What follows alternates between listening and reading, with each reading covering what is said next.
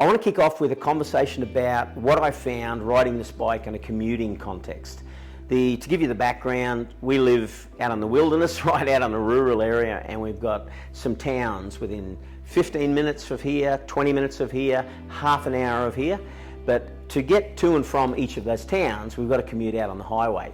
Now, the first thing that jumped out on this, to me about this motorcycle is it handles both the 60 kilometre an hour city commuting type of thing, as well as the highway commuting at 100 kilometres an hour quite well.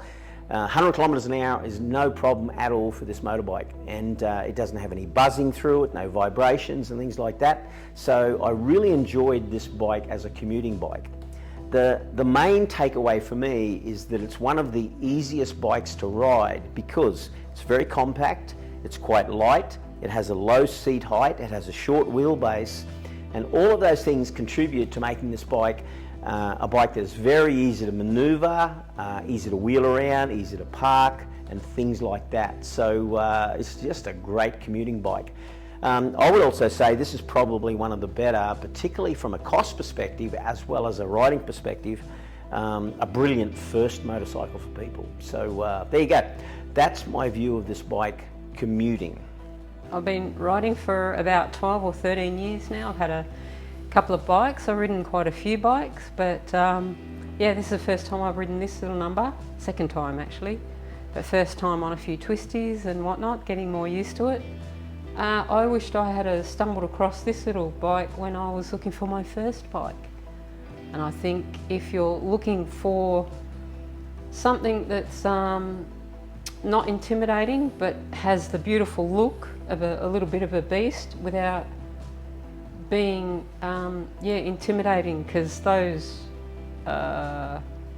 sports profiles can be a bit like that for a first time rider, whereas you'll sit on this and you're upright, it's very comfortable, it's really responsive. I really liked it. Let's talk about range riding. This particular bike I've ridden on the local range here. The local range has 263 corners, and I have lapped that range, and for me, because I live at the top of the range, it's a trip down and then a trip back up, which is over 500 corners. I've lapped that range on at least 12 occasions on this particular motorbike over the last 11 months. And I've got to say, it's a fun bike to actually ride on the range. I really like getting away from the big horsepower bikes and getting on these small bikes, which mean you've got to think more about technique and the way that you ride on these range if you want to do a bit of a spirited ride. Now, I say this on the proviso that you're not braking too hard on the motorbike, because that was the one thing I found, that if you're riding the range and you are slamming the brakes on like you would, or like I would on a superbike, then it had a tendency to bottom out a little bit. So look, is that good or bad? Well, it is what it is. I didn't expect to get anything better than that, given this bike is around $5,000. So it hasn't got high-end suspension or brakes, but it is something that I noticed. And if you were going to take this bike and ride it much more frequently, whether it be on a small racetrack or ride it fairly hard on a range or something like that, then you would give some attention to the suspension and brakes. Now, like I said, I had a ton of fun on this thing. The big standout for me was the configuration of this bike is very short, or the way it's built is that it has a very short wheelbase. And anyone who knows the geometry of motorcycles knows that a shorter wheelbase bike will use less lean angle to turn a given corner on a given arc at a given speed compared to other motorbikes that have a longer wheelbase. So it's surprisingly for me that I use such little lean angle, and I'd go for a ride in the range and I get to the bottom and I get to or come back up to the top to the cafe and have a look, and I've got chicken strips on the tyres. That's because you're just not using the lean angle on this particular bike that you would use on a super bike, a 1000cc bike.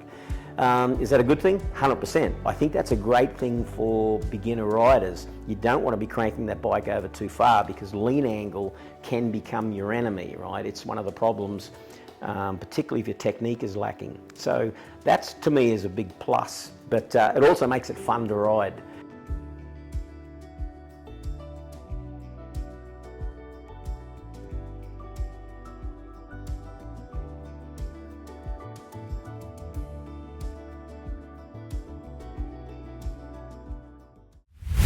Okay, let's talk about on the racetrack. So we did take this bike and we put it on a racetrack.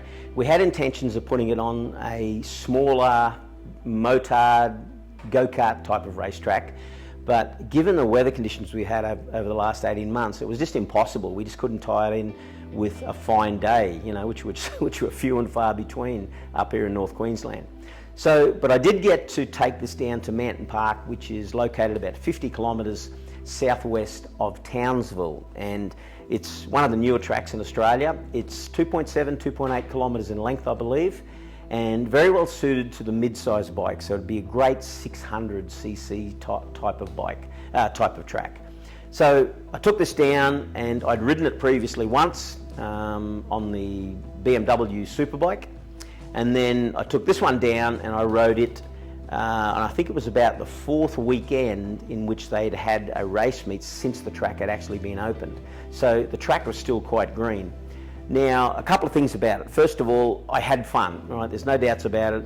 Anytime you're on a racetrack is, you know, a great day. There's no doubts about that. But the problem with the bike is it just lacks a little bit of power for that type of track. So it was low power, didn't have enough grunt or top speed down the straight. So this thing was revving out for a long way down the main straight. And I think it was doing around about 140 kilometres an hour by GPS speed, which for this bike is quite amazing. So that was probably my only complaint. But in terms of handling, given the nature of this motorcycle, and keep in mind, we haven't changed the brakes and we haven't changed the suspension. All we had done was change the oils, and that was it, and move the fork tubes down 5mm in the triple clamp, and put some decent tyres on it. And other than that, we really hadn't changed anything about the geometry of this motorcycle or the way it handled.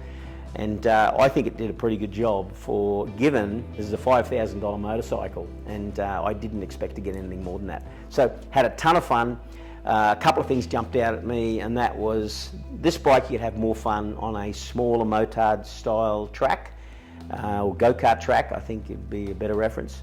And if you're going to do that type of spirited riding on tracks, you know, whether it be a track day or even racing, then you've got to put some time and give attention to the suspension and the brakes on this bike, because they wouldn't be up to scratch for racing.